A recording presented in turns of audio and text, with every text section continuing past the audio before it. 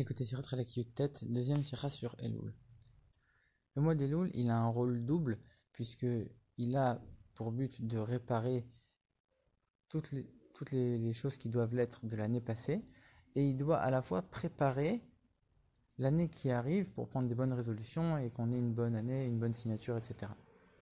Comme on sait que dans la Torah, chaque nom a une importance et une signification, on va essayer de trouver que ces deux points, la tchouva sur le passé et la préparation pour le futur, ces deux points dans le mot Elul lui-même.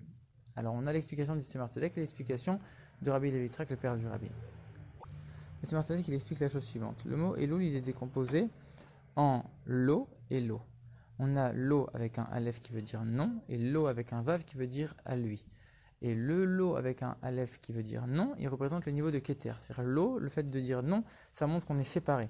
Le niveau de Keter, dans l'enchaînement des mondes, c'est le niveau le plus haut de Dieu qui est complètement séparé de tout le reste. C'est le niveau de Dieu qui transcende les mondes, qui ne s'occupe pas du monde, qui est au-dessus complètement de la relation avec le monde. Et on a le lo avec un vav qui veut dire lui, à lui. Là, on est en train d'établir une relation avec l'autre, on est en train de montrer qu'on s'occupe de l'autre. Et ça fait référence au niveau de Dieu qui s'occupe des mondes, le niveau de Dieu qui s'investit à l'intérieur de la création. Et ça, c'est le niveau de Zeir Anpin. Et dans quoi on peut voir cette différence? Il y a un verset qui dit comme ça. Bechol saratam lotsar. Dans toutes les souffrances du peuple juif, lotsar. Comment on peut traduire lotsar? Soit on va dire lo, non, tsar. Donc lui n'a pas de souffrance. Dans toutes les souffrances du peuple juif, lui n'a pas de souffrance. Ça, c'est le niveau de Dieu qui transcende complètement les mondes. Peu importe si le peuple juif souffre ou pas, Dieu s'en fiche. Dieu est complètement au-dessus.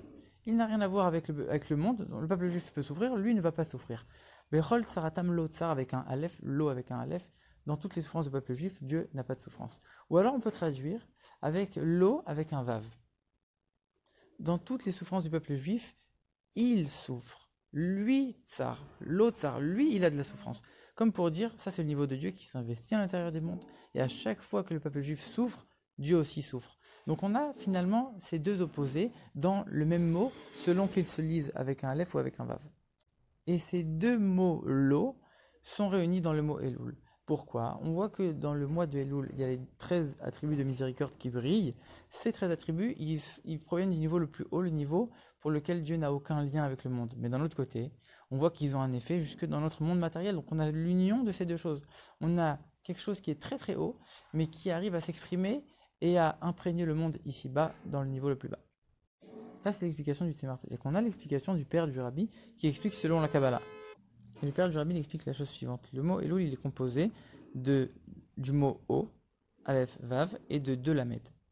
Le mot O, selon la Kabbalah, il représente le niveau de Malchut, la royauté divine. Et les deux Lamed, Lamed en hébreu, ça a une valeur numérique de 30. C'est deux fois pour chaque niveau de Malchut, les 30 niveaux qui sont nécessaires pour acquérir la Malchut, la royauté justement. Et donc, pour chaque niveau de la royauté, on a ces 30 niveaux de royauté. Et c'est quoi les deux niveaux de royauté? On a